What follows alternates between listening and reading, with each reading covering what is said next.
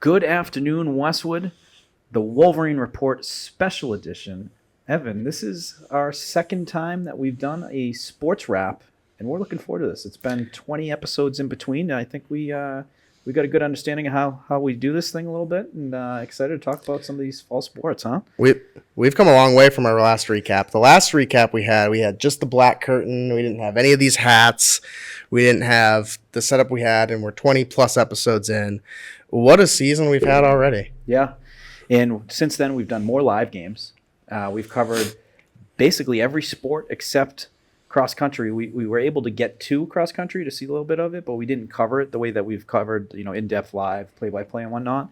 But what a remarkable season that we covered amongst all the sports seasons, and we are excited to talk about them today with you, starting with girls volleyball. So girls volleyball, Evan, remarkable season. A season I'll remember for a long time. Some amazing senior leadership on this team. 18-4 in the season. Coach Justine Whalen, her first full season as head coach of the Wolverines. She had spent 8 years in the program as an assistant, and this year being her first coach. Tremendous season.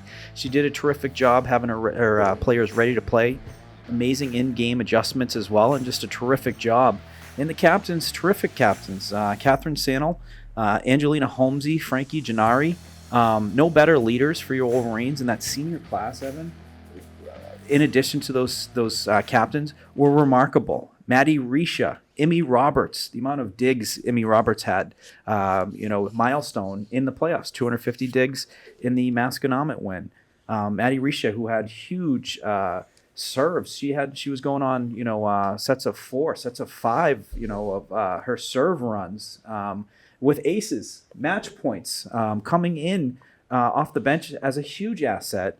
Frankie Gennari, one of the best setters in the TVL. You see all these kills by Sannel and Livy Leiden, and they're so clean, and they're clean because you're getting terrific sets by Gennari, and terrific leader on the court too, just diving for balls and just doing everything that is needed and required to win a point, which ultimately is winning volleyball.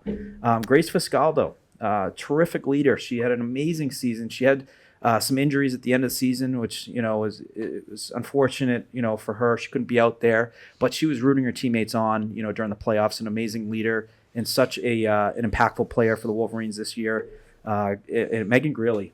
Tom Lydon said every winning team needs a Megan Greeley on it, and I couldn't agree more. She exemplifies, just a team player. The effort, the execution. So many match points were closed out because of her. And memorable ones. That Norwood senior night game. She did it in the Masconomet game. Terrific job. But what a terrific senior. Angelina Holmesy, the kills she had, the leadership she set, and Livy Leiden at the net. Her and Catherine Sannel, two of the very best at the net front in the whole state. Unbelievable. Those two players together, they were remarkable all season. But unbelievable year for those girls. And not to mention, I want to go back to Catherine Sannel for a second. TVL All-Star honor, along with Frankie Gennari, and then honorable mentions for Holmesy and Roberts. But also, Catherine Sannel, 90 blocks. Yeah. Fun fact, number 1 in Massachusetts. That is the most blocks out of any player in the state of Massachusetts. On top of that, ranked 3rd, I don't have the number, but ranked 3rd in hitting percentage in all of Massachusetts. What an incredible season. Her and Livy Leiden formed a formidable defense. We saw in the Masconomet game especially, Livy Leiden had some huge blocks. Yeah. And that defense is important. That's what got them to the number 5 seed in the MIAA. I also want to give a shout out to Coach Justine Whalen. Yeah. When we looked at this team in our season preview, new coach, 8-9 season, we didn't know what we were getting. Coach Whalen got such buy-in from that team, 18-4 in her first season, unheard of. You could just tell the girls just believed in that team. They was such a good team. They're a tight-knit group. They worked well together, and it showed on the court going to their first Final Four.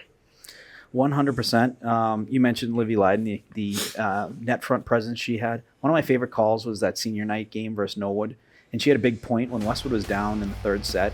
And she's at the net, blocks it for the point. And I said, Leiden at the net, proud father to my right. And it was so loud. But, some of the remarkable memories that I have from that season, and you look at some of the notable games, beating Hopkinton, who they had beat last year. They played them 3 times. They lost, I believe, 3 times, the third time being in the playoffs. Westwood gets the win this year in the playoffs, in addition to the win at home versus the Hopkinton in their home game. They won a very talented Walpole team, beat a very talented Walpole team. In addition, Bellingham. Bellingham is the state championship finalist for D4. Medfield, who's in the TVL, was the D3 state championship. Westwood, Final 4. Hopkinton, Elite 8. Folks, these are all TVL teams that are in the top 8 minimum for the TVL. So the TVL's volleyball, this is a heck of a volleyball league. What amazing talent, what amazing teams. There's no easy win here in the TVL. No matter what team you look at, even Norwood. Their record, I believe, at the end was 2-11 or 2-13, something around that line. But even though their record says that, don't let it fool you. No. They had leads in the second and third set in their game we covered live on senior night. Now Westwood had a remarkable comeback, and I've never heard Bader Gymnasium that loud. It's in here in my notes. Yeah. That loud. I mean, if you go and watch the broadcast, I can tell you from just doing the technical stuff, the only mics that were on were Morgan and Tom's. But, even the teams that you look on paper and you're like, yeah, that might not be a good team. Norwood's a good team. They're a tough opponent. They come to every match. They come to fight.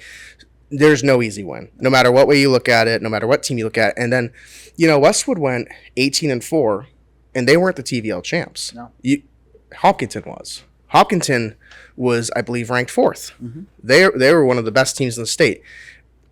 The TVL has 3 or 4 of those teams, and every year it makes them better. Yeah. That's why we have teams going to the Final Four every year, teams plural. So they're battle tested, and as you mentioned, they played that Norwood. They played all these other teams in the TVL, and they do go down by 4 or 5 points. And the resolve that Westwood has to get themselves out of that hole and to then get a lead and to build on that lead and close out games was the epitome of this team. And Justine Whalen, no one better at calling timeouts. She knew when to call it. There would be times where Westwood would go down 4 or 5. She didn't call the timeout, knowing that, we have so-and-so serving. They've been on a roll. And what do you see? That person gets 3 or 4, gets them right back in it. There's been also times she calls a timeout. Westwood gets the first point coming out of the timeout, and then they go on another roll, and they close out games. So, it was a remarkable trust amongst player, coaches, teammates, amongst each other, and you could really tell that this team was a family as well. I got the opportunity to interview Frankie Gennari after the Masconomic game. Milestone, she had 500 assists that game. And I was asking her about that, and just shows, how humble of a player she is and how team first she is. She was more excited that her best friend, Megan Greeley, got the kill. And that was awesome. She was so happy for her best friend, her teammate, getting the big kill in the big game that moved them on to the round of 8. So that sums up, the culture and why this team is so special, and a team we're certainly going to remember for a while for the amazing things they did this year. That's going to set up, long-term success for this team with the culture they set, the work ethic, and the ceiling that they set for Westwood girls volleyball. We talk about it a lot. Culture is so important, and you can tell the culture has changed with volleyball, and it's going to be exciting to cover them next year and see what they can do, because the sky is the limit for them. Absolutely. So Westwood boys soccer record 7-5-5, head coached by Rick Beidelman. Captains AJ Alex, Matt Preedy, Luke McCabe. This was a fun team to follow. I never really had any kind of experience with their games in the past. So we just kind of jumped right in. The immediate things that I noticed, great leadership. You get guys like Matt Preedy, who watched every single game he played this year, didn't quit on a play. He was the consummate leader of, that middle field. He defended it. He also created offense from it. And he was not afraid to take a physical, bump to make sure that the ball was moving forward to one of his teammates. He set such an amazing example. Same thing with Luke. Luke played tough. You would see him up on the sidelines, working the ball up. But you also see him helping up on defense. And his throws were the most remarkable throws, I think, in the TVL. He could throw it from the sideline into the box, where Evan and Terry Connaughton made a great point where it's like having a corner, but it's actually better because there's more control on the throw versus a corner. And AJ Alex, I can't say enough good things about him. In the first 12 games, I think he had 8 shutouts, something remarkable like that from a numbers perspective. Such a good athlete. His anticipation was remarkable. He could see where the ball was going, what the teams were trying to do, and he would come out. He would take those angles away and use, he trusted his athleticism to be able to jump around and get his hands on a ball and be able to knock a ball, outside of the net perimeter. And the boot he had too was game changer too. We saw a couple 70+ yard boots. It was a lot of fun watching this team. Notable players that just watching from the games. Trevor the Trigger Ferreira. I'll remember that goal against Norwood. Yep. And it was the pass from George Stamatakos. George passed it to him, but it wasn't on the foot. It was off his chest. He had to then settle it, make a little quick move, and then kicks it high to the top right corner. He does a little loved that, just a little fun gamesmanship. What a memorable win that was, senior night, late in the game where could have gone either way, and Westwood walked away with a 1-0 win. Yeah, I mean, to go back to AJ Alex for a second, because I just want to say this point too. We filmed a bunch of games with them. AJ Alex has 1 to 2 plays of games that just makes you scream. Yeah. And he just has this play-making ability. He makes these incredible saves, and what a goalkeeper. It's going to be those are big shoes to fill for the next goalkeeper. AJ Alex, incredible athlete. I have also, one of my favorite moments I want to bring up is Jacob Daly's game winner against Holliston. Huge. One of our first games we covered early on in the season. We're trying to get a feel for this team. You and I, this is our first boys soccer game, I believe, and then I think second soccer game overall. Yeah. And soccer's a low-scoring game. A lot of 1-0 scores, a lot of 2-2 ties. Jacob Daly, late in the second half, gets a score off a corner kick. 1-0 win over Holliston. Big win. I also have, like you mentioned, Ferreira's goal against Norwood. What a play in clutch time. I also want to talk about the Bill Ricca game in the playoffs. Yeah. What a hard-fought battle. Yeah. And it wasn't for a lack of trying. I mean, they lost in penalty kicks. Both those teams wanted it. And Westwood they came out fired. It's a heartbreaking way to end the season. But you could see they have the passion, and they really want a win. And they're going to be a good team next year. Yeah. I have to tell this story because it's funny. We were filming the game, and when we do games, I have a sign-up sheet that we let the Westwood High School students use. I give it to them. I say sign up, and I check it every day. I check it usually in the morning, and I didn't check it that game.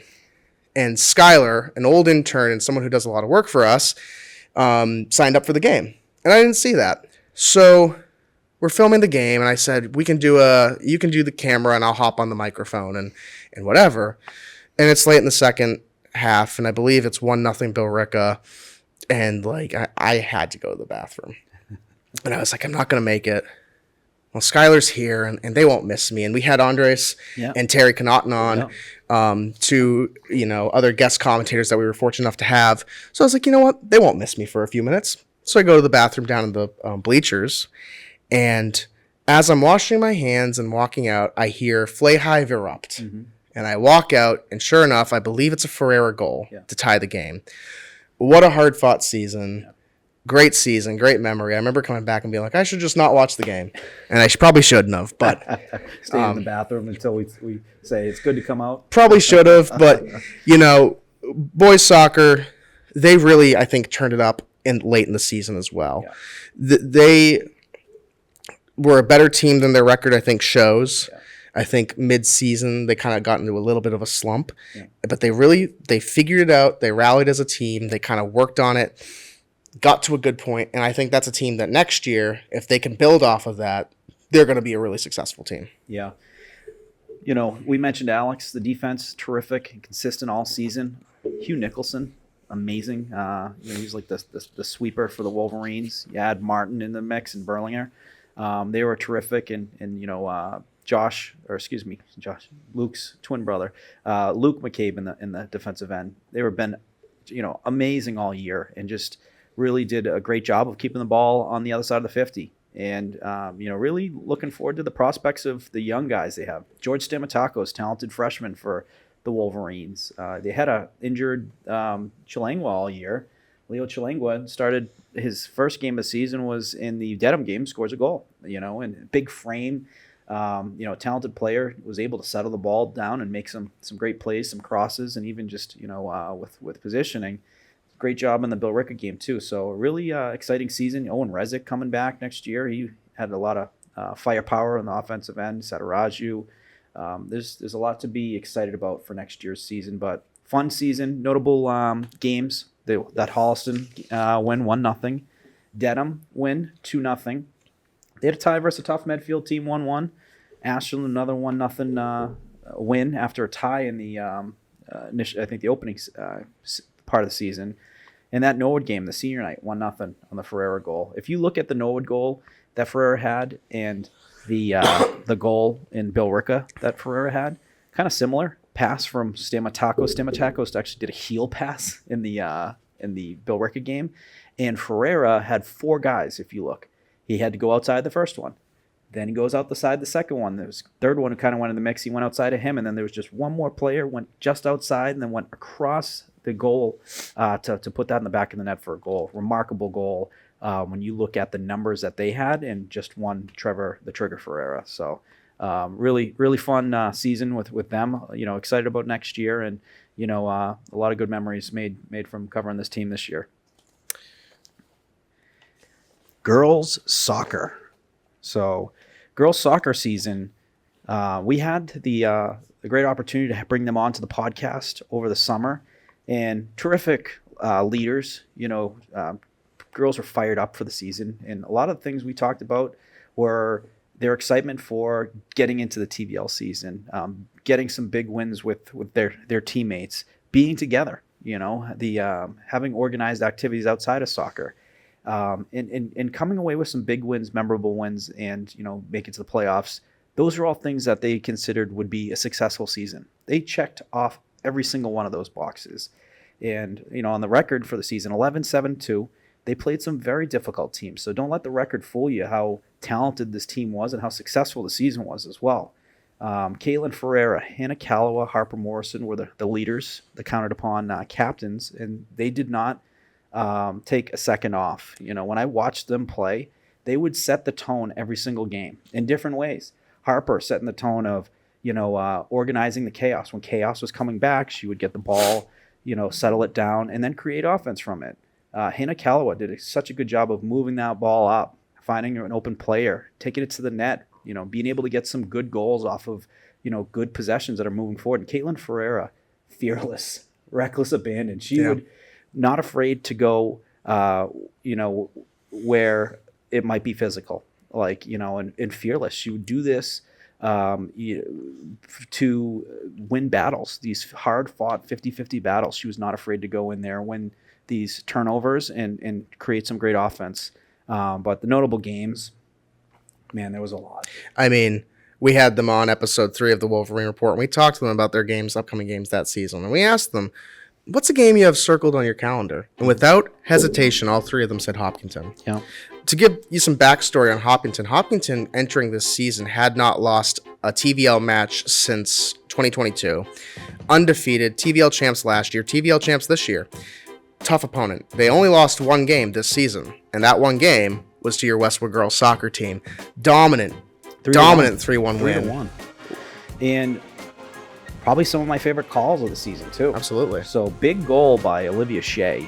That ties it up at 1 because they got an early goal. Mm-hmm. She ties it up, and they're all jacked up because not every team scores versus Hopkinton. Hopkinton will typically get off to like a 3-0, 4-0 start, and they get to the half, and they don't look back. And before you know it, they walk away with 7-1, 8-1 win. They did that against a Holliston team, who's one of the top teams in the TVL-Rs. They beat them like 7-1 this year. So Olivia Shea ties it.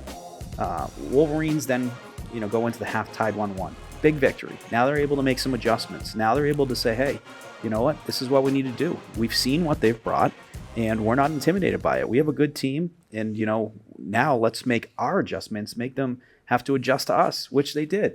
They come out, they're getting some shots on net. Kenzie Kaiser puts a shot on net, get a rebound. Lindsay Bannister on the doorstep. Huge goal. Puts the Wolverines up 2-1.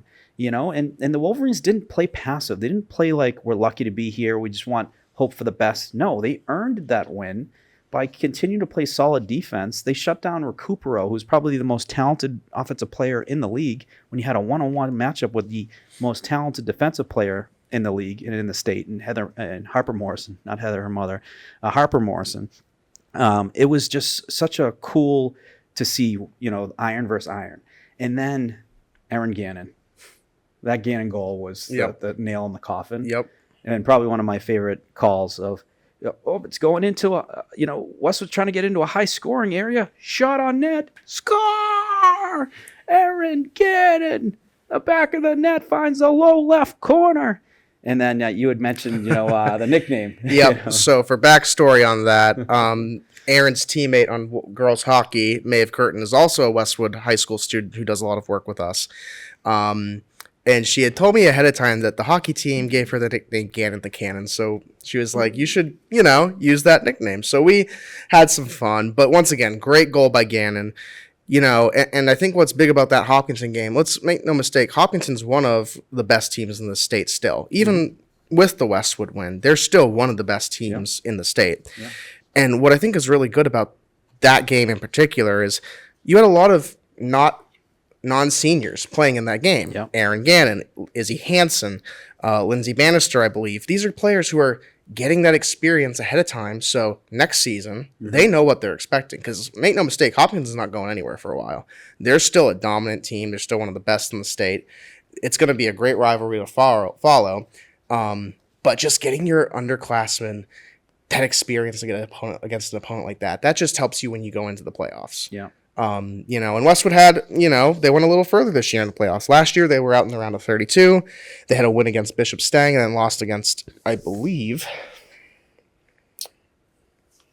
Holliston, yes. So, they're starting to get deeper in the playoffs, and next year, looking ahead to next season, getting your younger players that, sort of experience, that's going to be crucial for them going forward and building up a team. Yeah. I think of an Olivia Mason who was a junior this year, and she was huge in the big games. Her and Audrey Lake on the outside, on the defensive, outside backs, they were huge. They kept everything in front. They were aggressive. They would jump up on the play at the right times to disrupt the offensive attack. So, you have an Olivia Mason coming back. You have an Olivia Shea, Lindsay Bannister, Aaron Gannon, Izzy Hansen, Unger, who I believe is a freshman, who was, a great kind of a player off the bench. A lot of speed in her. And, I'm very excited about what next year comes to bring. But, I'm not closing the door on celebrating how special this season was for this team. And the example that they set for, many years to come for the teams. But additional notable games, tie 0-0 to Minnechaug. Minnechaug always a very good soccer program in Division II. Big win over Norton. Norton's a very talented team, and it was a high-scoring game of 4-2. It was a home game. I remember going back and forth. They lost to Needham 1-0, and we don't typically talk about losses unless it's like, some kind of consequential, benefit from the season. There certainly was. They lost to a top 5 team in the state, in Needham, 1-0. There's a lot of confidence that they took from that 2 games later into the Hopkinton game. I asked Seth Lukash about that, and he said there's no question. We took a lot of confidence knowing we can play against the best in the state, and they played that way versus Hopkinton and showed, the TVL and showed the state Westwood Girls Soccer, state of Massachusetts Westwood Girls Soccer, that Westwood is a darn good team. Yeah. And I'll make this point about that as well. You mentioned Needham's a top 5 team. They were the 3rd seed in Division 1. Hopkinton was the 4th seed in Division 1 entering that game. So, Westwood's not playing. They're playing the best of the best. And, especially with Needham, that's a non-league game. Yeah. So, Coach Lukash choosing a team that isn't going to be, this is an easy win. This is a challenge. Yeah. This is something that's going to test them. And I think having those games like that, no matter what sport you're in, that really helps your team. And you mentioned it built their confidence. You could clearly see it did. Because if they can keep it within a point to Needham, which is one of the best teams in the state, who's to say they can't do that against anyone? Yeah. It gives them that, we just talked to, as of taping this, we just talked to the girls cross country team, and you mentioned it too, I think afterwards, that positive nature and that mindset of we can do anything. I think when you have a game like that against Needham, they lost, and it 1-0 loss, and that, it's a loss, but they don't look at it like a loss. No. They look at it as like, oh, we can hang in there with the big dogs. Yeah. And that's exactly what they did. You win or you learn. And I admire coaches that put non-league games scheduled, not worried about a loss, because the team is going to get better. And a lot of these non-league games are, higher divisions.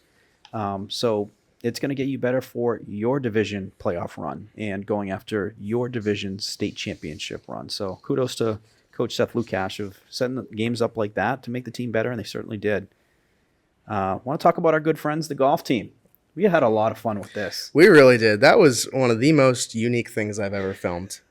I've filmed a lot of sports. I've at least filmed at least one of every sport we cover here. And I've done some other sports in my time, but never have I ever done golf. Mm-hmm. What an experience. What an interesting team. Coach Peter Hockman welcomed us with open arms. You and I were riding around the cart with the camera, following two of the best golfers in the state in Lillian Gulsarian and Pat Dalton against their match against Dedham and Millis. And then you also went to the Duxbury game. Yeah. What a fun team to cover. Something unique, something new. We want to cover the sports that we don't usually get to cover, right? In years past, we've done the standard Flay Hive and Bader Gymnasium and hockey games and all that. But these individual sports, I say that in quotations because it's really a team sport, and you can see with all those individual sports that it's a team. Mm-hmm. Get them the coverage they deserve. Yeah. And no team like golf deserved it more. Mm-hmm. What a season! Undefeated. Yep. Only lost to Zavarian brothers twice. Yeah. Other than that, undefeated in the TVL. Won their non-league games against Duxbury. Yep. Were there any other non-league games? I think it was just Duxbury, the TVL, and Zavarian and Duxbury were the non-leagues. And went to the state championship. Yeah. Pat Dalton finished third, tied for third, I believe, and then Lillian Gulsarian finished tied for seventh. Mm-hmm. What an incredible season. Yeah. We got to see them live. Mm. And shout out head coach Peter Hockman, for really opening it up for us, rolling out the red carpet for us to have carte blanche. We took cart. We were falling around in the Duxbury match. I was able to just walk around and take videos of the match and kind of tell the story of the match. Birdie on this hole, par here, bogey here.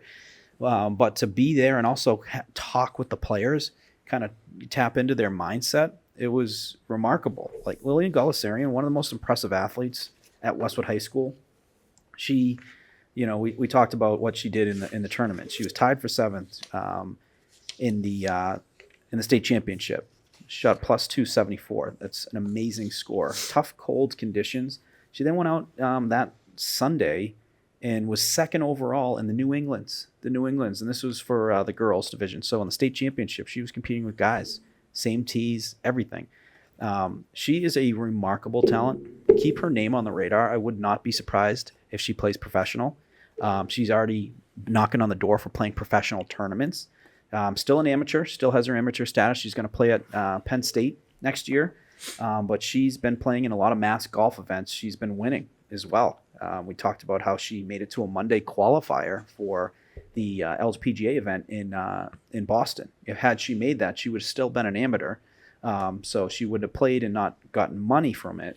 But to be able to play and have the opportunity to play in a tournament with, the Cordas, Nelly Cordas, and, Charlie Hulls of the world, some of the best talent, is remarkable. She's an 18-year-old at Westwood High School, folks. So Pat Dalton, terrific season. He really played his best during when the lights were brightest in the state championship. Also the sectionals, what he did there.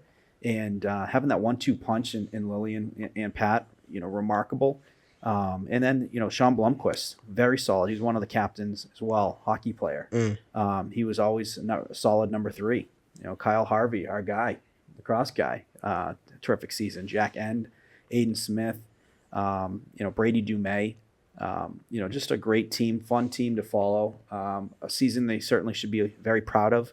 They shot .310 total in the state championship, which is tied for the second place team. I think they did a card off or whatever, which made them third.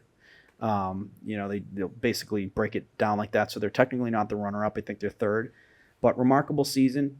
And they did a terrific job. And from start to finish, going undefeated in the TVL. Anytime you do that in any sport, that is a season to celebrate. And I tip our hats to the golf team and the amazing accomplishments they had this year individually and as a team as well. Field hockey. So this is fun because I've never called a field hockey game before. And I don't know any of the terms. So, if you watch any of those games, you might get some laughs of me just looking like Gilmore's caddy where he doesn't know where to stand. And he's like, get out of the way. That was me, calling the games. But it was fun. It actually was able to pick it up pretty quickly because when a team's moving the ball along and they're playing good defense, that's an easy way to call a game. And that's exactly kind of what we had seen from Heather Joyce's squad. So they had a 10-7-2 season. They had some, ups in the season. They had some downs. But what I noticed is that they would rally together after, any of those downs and come up with some big wins. And, we had done the Medway game, and that was probably a game they were disappointed by. And I don't know, now looking back on it, how disappointed they probably should have been by it, because Medway, I believe, made a deep run in D3 for field hockey. They beat Medfield, which is always good, and I think they were Elite 8. So that was a good team they lost to, but I think they had thought it might have gotten away. After that loss, they beat a tough Natick team. They went, and then they had to play, the Walpole's Division I state champion. They set a very difficult schedule. Yeah. Not only playing the Walpoles, they're playing Bishop Vian. They have Norwood in the TVL. Norwood they had a fantastic season. Shout out Norwood. Girls played remarkable. It's TVL's a very talented league when it comes to field hockey. But when I think about the season, I think about the players. So offense, you have the DeMayos doing what the DeMayos do. Creating some sparks. Putting the ball in the net. They scored a bunch of goals together. Yeah, a lot of DeMayo goals. Right, and I'll point out specifically a couple games that I wanted to shout out. Absolutely. Before the DeMayos I had here. They had their dominant 3-2 win against Ashland. Yes. Off of 2 Emily DeMayo and 1 Charlotte DeMayo goals. We had 2 Emily DeMayo goals in the playoff game against Silver Lake that sent them to the round of 16. And then on top of that, Charlotte DeMayo got the tying goal in that game against Dedham. So I think Bridget Hughes actually had one of those goals. Did she? In true Morgan Donahue fashion, I screw up a lot of goals. And I noticed Bridget picked up one of the balls, which means she scored one of the goals for Silver Lake. I think she scored the first one, and then Emily scored the second one. Bridget Hughes is going to be a player to watch. We call her a bunch of times in lacrosse. Yeah. She is a 2025 captain-elect. So congrats to Bridget. Congrats. Remarkable accomplishment to be voted on by your peers. But yeah, just a couple shout-outs. Bella Renzi, who's coming off the bench a lot, did terrific job on the defensive end, senior. And she fed off very nicely with Courtney Walsh, who I think there's no better example to set on unselfishness when it comes to team play than her. She's playing defense. She's not scoring goals. She's keeping balls out of the net. She brought it every game. Like, her level her intensity was above anyone else's.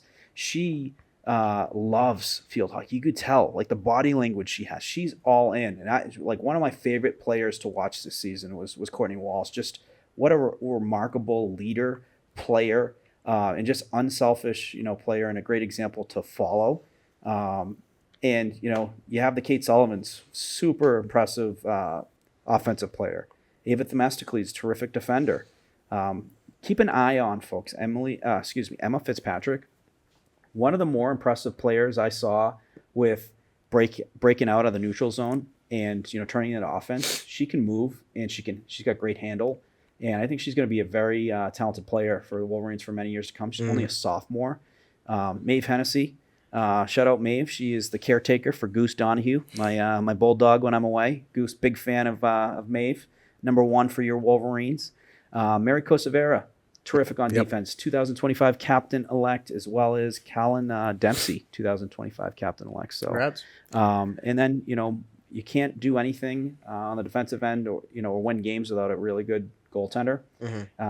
Maura Keneally, terrific. She was an honorable mention, I believe, when it came to TVL All-Stars. But do you have some additional accolades for field hockey players? So for TVL All-Stars, we have Kate Sullivan, Emily DeMayo, Charlotte DeMayo, who was an honorable mention, as well as for honorable mentions, Bridget Hughes, Moira Keneally, and Colin Dempsey. So those were your honorable mentions and your TVL All-Stars. One thing I also want to say, too, that when I look at the roster for this team, this roster looks a lot similar to the girls lacrosse team. Yeah. It also looks a lot similar to the girls hockey team. Yeah, I was going to say. Those sports sort of translate, but they're building a chemistry together. They're constantly together. They're constantly playing games together. So I think as this school year goes on and they go to the next sport and the next sport, you're going to see that chemistry continue to grow. Yeah. There's a pipeline. Field hockey, girls ice hockey, and girls lacrosse. And I think that's important. I think they're building something special there as well, and they had a great season. 100%. I think they're one of those teams that really does a lot of great team bonding off the field. And we mentioned earlier, we did the episode with the girls cross country team. And Kathy Delaney-Smith had a great quote. She said that team bonding happens off the court, off the fields, not during practice. It's not during games. It's actually outside of that realm. And I couldn't agree anymore. You know, being able to spend some time with your teammates to get to know them as a person, not as a forward or a defense or a goalie. Get them to know them personally and to show them that you care about them, you know, to be able to celebrate their birthdays, you know, to be there during difficult times. You know, there's all types of things and opportunities that come up throughout the season that are to be there as a friend and a colleague and a teammate, you know, is special. It supersedes sport. And I think the field hockey team is a great example of that. And, you know, you can just see how much fun they have together on the field, off the field, which creates winning culture, winning field hockey as well. So on to football. So football was 7-3 on the year, head coached by Brad Pindell, who we had on the podcast, friend of the program. The captains, Mario Vinci, Drew Donegan, Dante Martucci, Charlie Toole. Terrific players. All of them were TVL All-Stars. And, you know, just a lot of good memories. You know, we'll start with, you know, some of the memories you had. Well, I'd like to add to that as well. You mentioned they're all TVL All-Stars. Charlie Toole, Offensive Player of the Year honorable mention, and Drew Donegan, Defensive Player of the Year honorable mention as well for the TVL. Favorite memories? I'm going to go with my first one is Mario Vinci's block punt. Yes. What a moment. And correct me if I'm wrong, but he had another block punt too against Ashland, right? He did, yeah. And I think he scored that one. He got a block and then scooped and scored, yes. And it was funny because you had said to me at some point after the game, like, he's going to get it. Yeah. And sure enough, he got that touchdown. Because the Bellingham game, he didn't get a touchdown. No. Mario Vinci, I noticed. It was 0-1. It was close. It was. Yeah. Like I remember we were in the booth. You, me, and Tom were like, we couldn't tell. Yeah. It is hard to see when you're up on the booth. Yeah. But like, you know, Mario Vinci has 2 to 3 plays a game every game from when I watched of him, where it's so disruptive that it changes the momentum of the game. Yeah. Timely sack, block punt. It just swings it, whatever momentum the other team has, it swings it right back to Westwood. Yeah. The other favorite moment I want to mention is Charlie Toole's 3-touchdown game. So Charlotte, who often technical directs this show and it helps us out a lot, was filming the game for me because I was covering the school committee. And we had Isaac Shaman as well, who did all the football games with us, except for the Framingham game, which was done by our very own Michael McGrail. Were covering the game for me. So I came late. And when I went out there, I think the last touchdown I saw was Charlie Toole's last touchdown. And I got the footage. I went back to edit it. And he had that early penalty that was costly. I don't remember the penalty off the top of my head. You might. And then he made up for it with a 3-touchdown game. Yeah, it wasn't a penalty. He had a couple drops. Yeah. So what a way to recover. Yeah. You know, early on, yeah, you have a couple drops. You could let that get to you. Not Charlie Toole. No. 3 touchdowns to follow. Was the leading receiver that game. I think he was the player of the game for that game. Like 180 yards too. Something like that. What a performance by Charlie. Incredible performance by the offense in general. Yeah. And one player who I think we really need to mention is quarterback Jack Holland. Yeah. You know, we talked to Brad Pindell before the season, tight quarterback competition between Ty Pindell and Jack Holland. Mm-hmm. And, you know, Brad told us it was neck and neck through camp, and I think that's the sense we all got.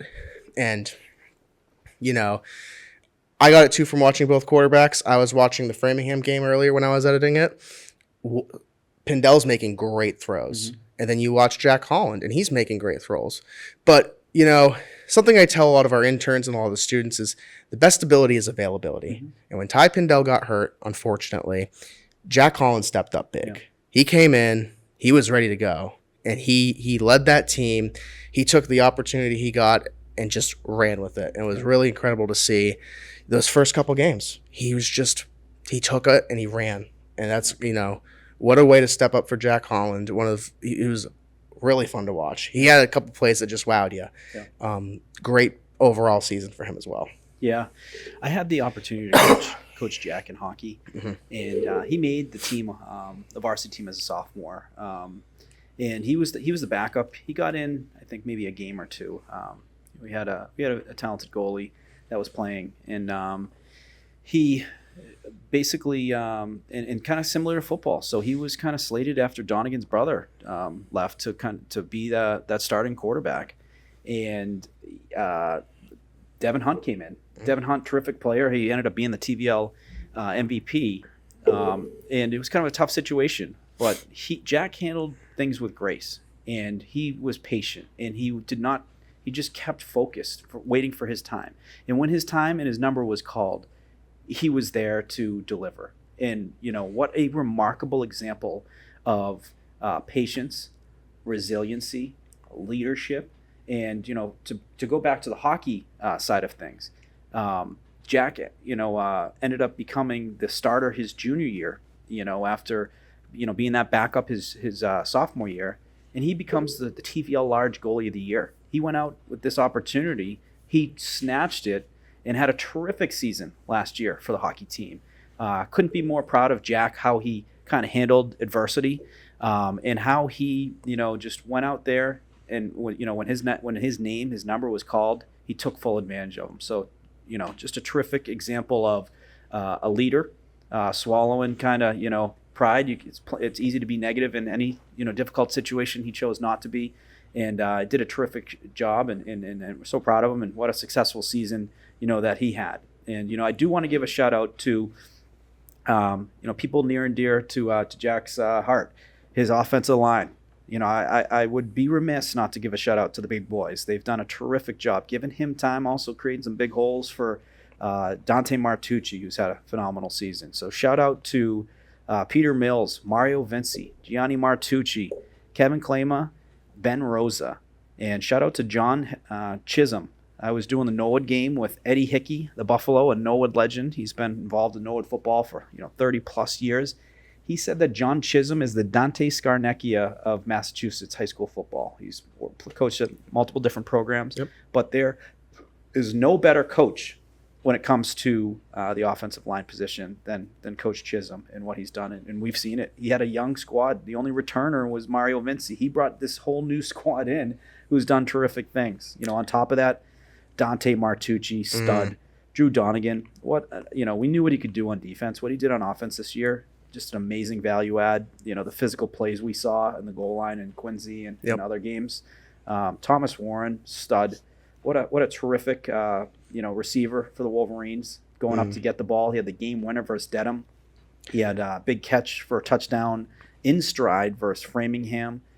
He's had countless other touchdowns in big games as well. But having a Toole and a Warren and a Martucci, Westwood hasn't had these type of threats. In my recent memory, I haven't seen a combination even with Holland at quarterback. Just a terrific skilled position setup they had this year. And one more note about Dante Martucci. He's such a threat on the offense.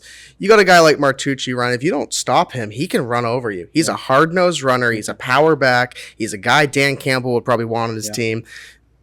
Pure grit. So you got to load up the box to prevent that. Yeah. Well, what happens when you do that? You've opened up the offense, and you have all these wide out threats on the side. Juice Drayton, Charlie Toole, Thomas Warren, Drew Donegan even. Yeah.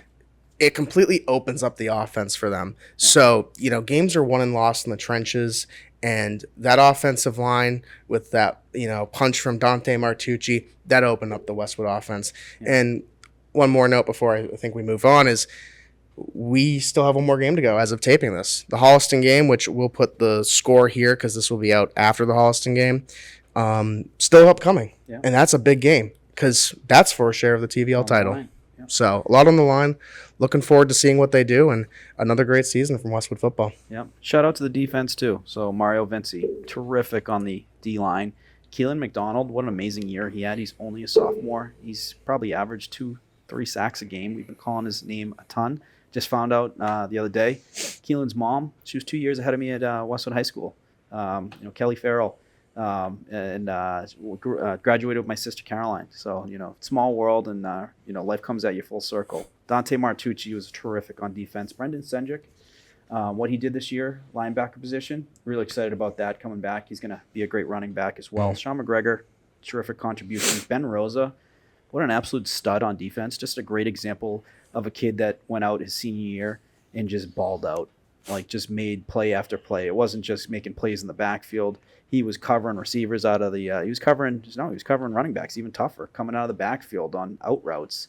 And he was playing, downhill ISO football, taking fullbacks on to make tackles on running backs. Really impressed with him.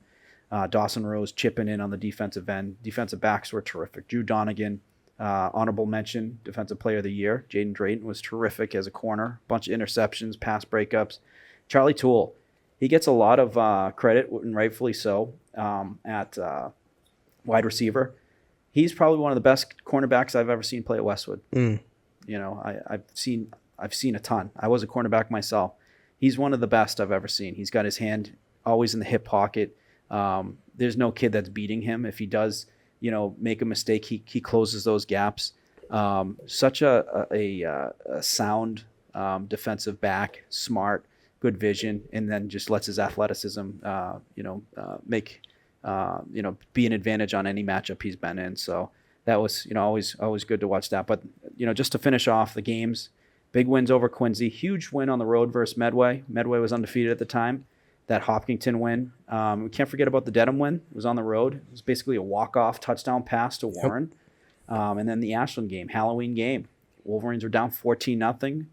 Big return by sophomore Tino Giannopoulos. Brought it down to the 15-yard line. Westwood scores the next touchdown to cut that in half, the lead in half. They scored the next several to score 35 unanswered to walk away with the win and go to the playoffs as the number 12 seed. And then the last two, cross country. Start off with the boys cross country team. A record of 3-2, head coached by Ed Lyons. Ed Lyons, a legend in the Westwood cross country track community. He's been coaching for quite some time, and Hall of Fame coach, the Hall of Fame type coach. I know he was very involved at Bentley. Notable matches. Wolverines had wins over when Holliston came to Westwood. They won on the road against Knollwood. And then they beat Dedham. And then they fared pretty well in the sectionals. So Colin Greeley, shout out Colin Greeley, Megan Greeley's brother. He had a time of 18 minutes, 16 seconds, got 39 points for the Wolverines. Tony Mari, our friend of the program.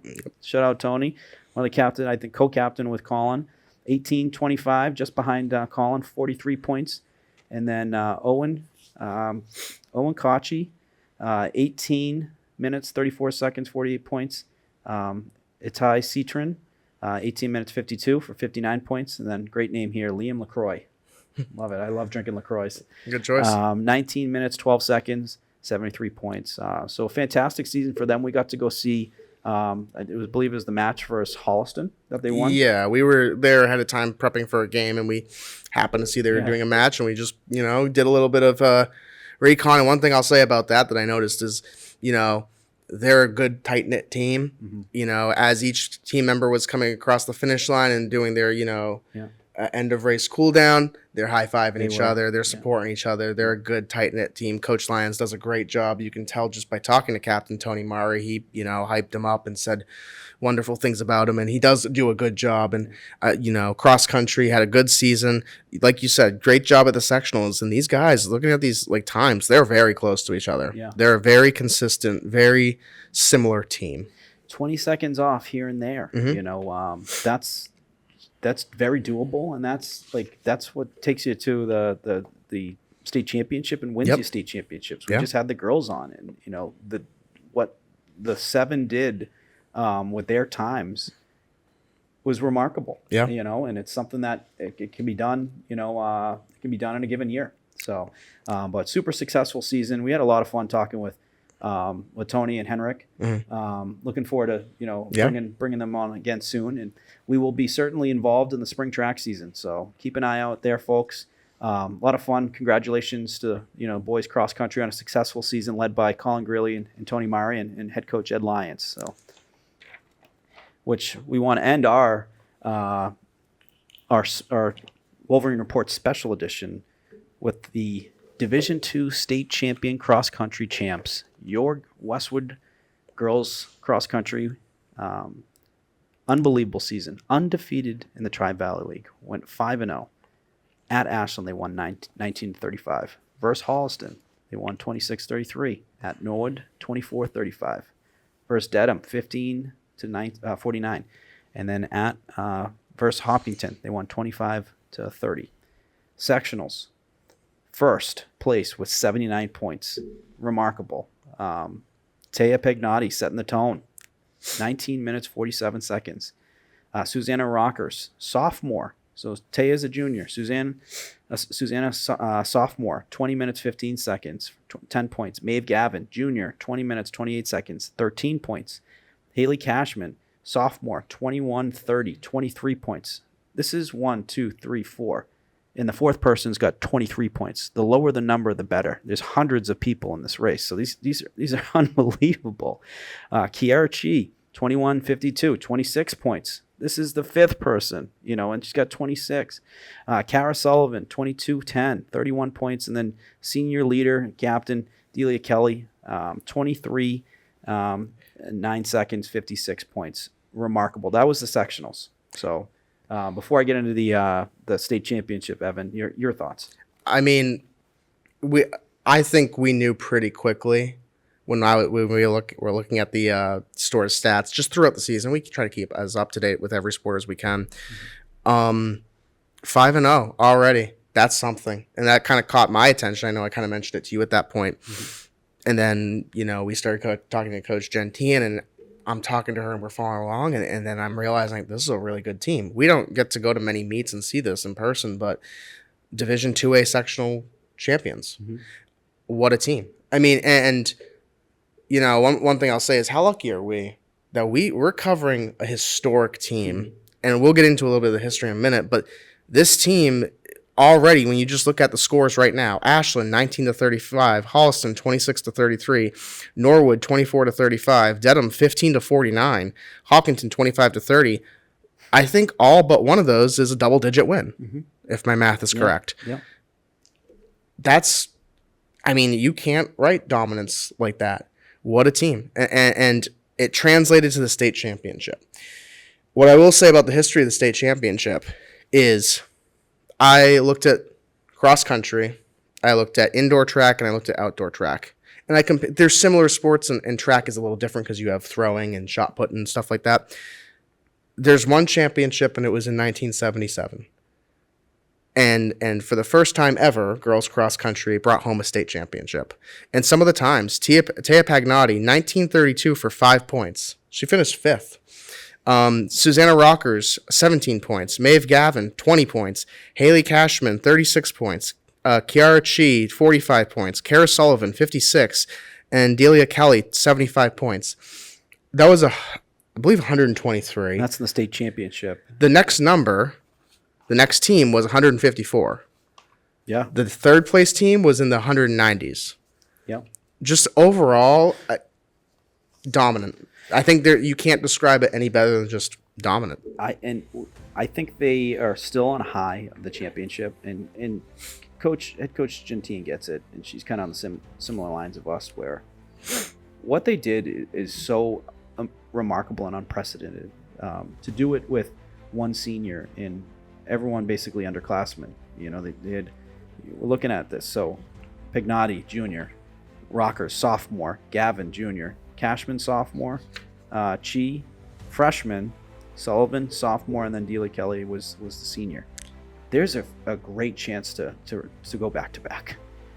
When you look at how dominant their runs were in the sectionals and also the state championship, and they now have the understanding of what it takes. They now are going to think less than they did going into this state championship because they know it's at Fort Devens. They know what the course is going to look like. They know they're going to get nerves, so they're not going to think about it.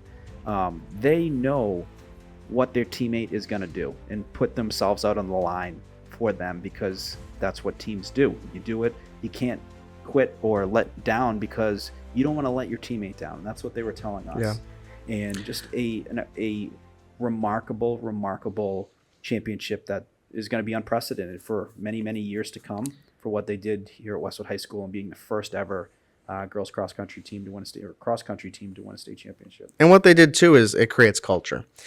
That now becomes a part of the cross country team. Mm-hmm. That's now a part of their identity, and they know what it takes and how to create that culture. Mm-hmm. So for incoming freshmen and future students, this is now the culture. And you can build off of this and say, this is what it takes to get there. And we know now, and we can create that culture and teach it for the next classes and build something remarkable. Coach Tian, even when we were talking to her before the interview with the girls cross country team, we asked her, when did you know? She knew early August. Mm-hmm. And you could tell just by talking to her how excited she was for this team and how proud she is of this team. And you can see it. A remarkable season. And like you said, juniors and sophomores and a freshman, and one senior in the state championship. Mm-hmm. They have something built for next year, and they're a team to watch. Yeah. And they're a team that we're going to watch, not just for next cross-country season, but going into indoor track and going into outdoor track in the spring. Because most of this team is the same core that goes to those track meets. So a fun team to watch, definitely someone we'll keep our eye on. Absolutely. And with that, this wraps up the fall sports season wrap. It was an absolute pleasure to call and cover those games and to talk about them weekly, and certainly a memorable season. And we, Evan, I don't know if I can speak on behalf of both of us, but thank you all for, bringing it, and representing Westwood the right way out there, competing hard and creating some lifelong memories. It was an absolute pleasure to be a small part of that, to be able to have some fun calls, some memorable games that will live on forever, and this was fun, and we're looking forward to the winter season. So be on the lookout for the winter season preview. Will be coming out soon, as well as some great episodes, talking about with some of these teams that we talked with today, coming out soon. So appreciate you all tuning in. If there was one last thing. I have one more thing I'd like to say as well. Morgan and I have been doing games since the spring of this year. And since we've started, this has changed a lot. When we did this, I mentioned earlier, it was just a black curtain. Since we started doing this, we've had so many people in this community come around and come to us. Tom Lydon of Westwood Living, who has helped bring in Arch Orthodontics and Cadillac and Norwood for the games to help sponsor them. You might have noticed our graphics have changed. And then on top of that, we have the wonderful students at Westwood High School that do the work that you guys see. We have Skylar McCaskill, Elliot Valdez, Ella Zhu, Michael McGrail, our intern, who's also filming this, Maeve Curtin, Reed Boger, Evan Brewster, Isaac Shaman, Graham Gaffin. I have a wonderful core of students who help me do my job. Yeah. I have one fun fact. We set a record for the amount of sports games we covered this year, 44. If you include the highlights and the live games, we had 44 games that we were able to cover and put some sort of video out of. And I want to give those people a thank you, because I can't do my job without the support of everyone, and you, Morgan. I mean, we do these games together, and you make it all the more fun. And to see Westwood sports and see what this has become is incredible, and I'm lucky to get to do my job. So we had a great fall season, and I'm really looking forward to the winter season. Yeah, as Evan says, none of this is possible without the amazing work and the help from the students and the volunteers. It is remarkable, and like Evan said, from where we were the spring season to now, it's been a hockey stick trajectory, and it's not slowing down, folks. We cannot wait for the winter season and the coverage, the games, the resources, And if you haven't seen, Westwood Media Center has a donation page, 501c3 profit. All those proceeds are going directly into Westwood Media Center and being able to support the town and the resources, the games, government, everything. So it's all benefiting you, the Westwood resident. And we personally want to thank you all for tuning in. The special report, Wolverine Report for the fall season breakdown. Thank you for tuning in. Looking forward to seeing you all on the next one.